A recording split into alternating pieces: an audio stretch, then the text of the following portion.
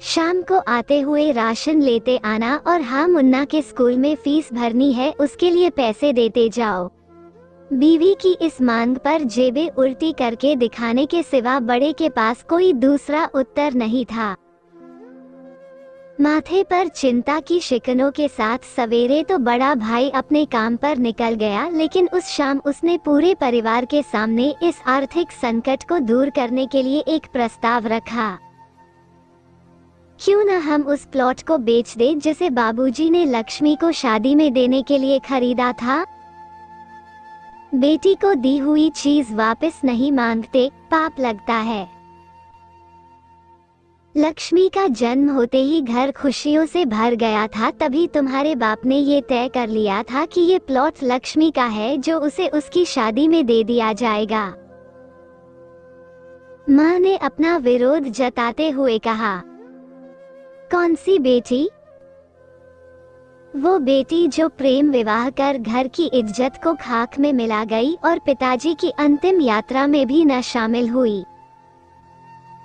बड़े ने टोंट मारते हुए कहा, मेरा मुंह मत खुलवा यहाँ। कौन नहीं जानता कि लक्ष्मी को उस दिन गली के नाके से ही लौटा दिया गया था और उससे अपने पिता से आखिरी बार मिलने का हक भी छीन लिया गया था। माँ ने बेटी का पक्ष लेते हुए कहा, माँ के इस वार से दोनों बेटे चुप हो गए। ना बड़ा बेटा कुछ बोल पाया, ना छोटे बेटे के मुंह से कोई शब्द फूटा। थोड़ी देर की शांति के बाद छोटा भाई बोला, प्लॉट बेच तो देंगे, पर क्या लक्ष्मी कागजात पर दस्तखत करेगी?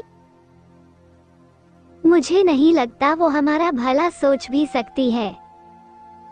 आखिर है तो औरत जात, पुरुषों की परिस्थिति कैसे समझ पाएगी? काफी वाद विवाद और सोच विचार के बाद सब इस बात पर सहमत हुए और पड़ोस के मोहल्ले की लक्ष्मी की दोस्त को बोलकर लक्ष्मी को घर आने का न्योता दे दिया गया।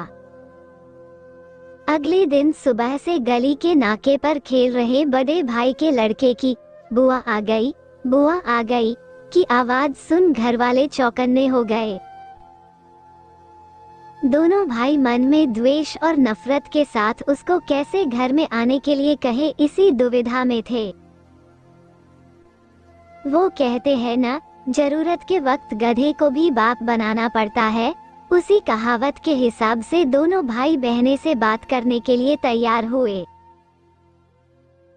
दरवाजे पर जब बेटी और दामाद ने पूरे 7 साल बाद कदम रखा तो माँ की आंखें भर आई और दोनों को बड़े प्यार से घर के अंदर लेकर आई।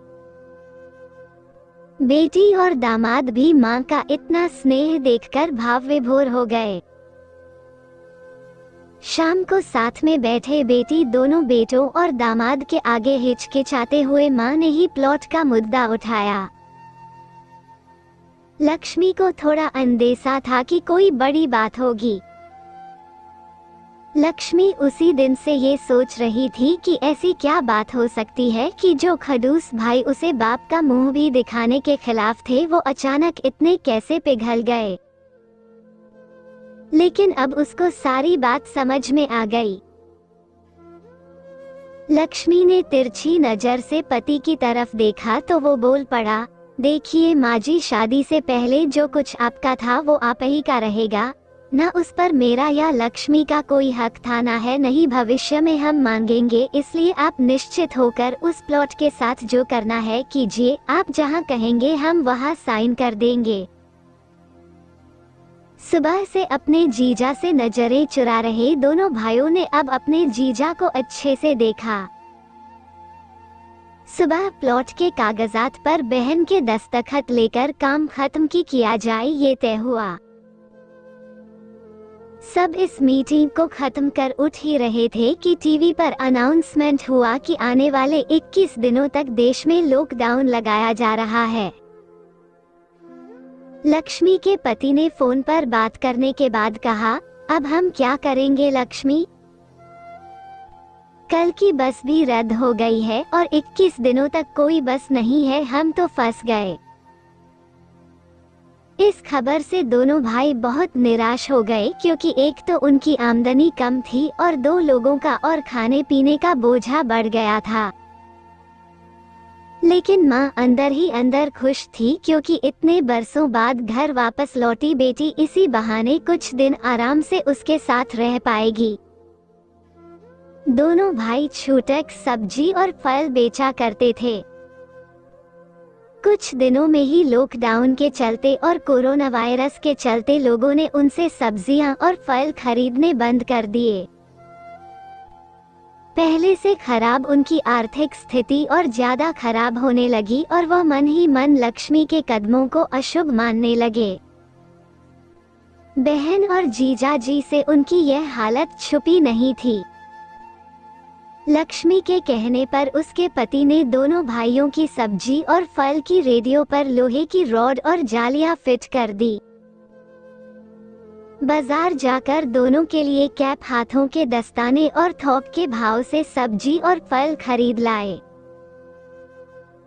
दोनों की रेडिया अच्छे से तैयार कर फल और सब्जियां ढक कर दोनों भाइयों को टोपी और दस्ताने देकर जीजा जी ने उनसे कहा, एक बार इस तरह से धंधा करके देखो, शायद आपका मुनाफा बढ़ जाए। थोड़ी आनाकानी करने के बाद दोनों भाइयों ने जीजा जी के समझाए अनुसार धंधा शुरू किया। 2-3 दिनों बाद ही कोरोना से घबराए लोग अब ढकी हुई फल और सब्जियां और दस्ताने और सेफ्टी का ध्यान रखते बेचने वालों से ही फल और सब्जियां खरीदने लगे। इस तरह समझदार दामाद की वजह से धीरे धीरे दोनों भाइयों का धंधा अच्छा चलने लगा और उनके घर का गल्ला जो पहले खाली हो रहा था अब धीरे धीरे भरने लगा। माँ जैसे अपने मरे हुए पति से मन ही मन संवाद साधने लगी, देखो जी, आपकी लक्ष्मी सच में लक्ष्मी है। उसके पांव घर में पड़ते ही घर खुशियों से भर रहा है।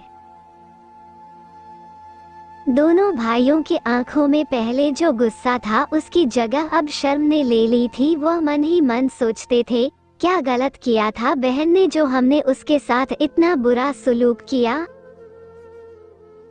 शादी ही तो की थी और शादी करने से पहले हमें बताया भी तो था।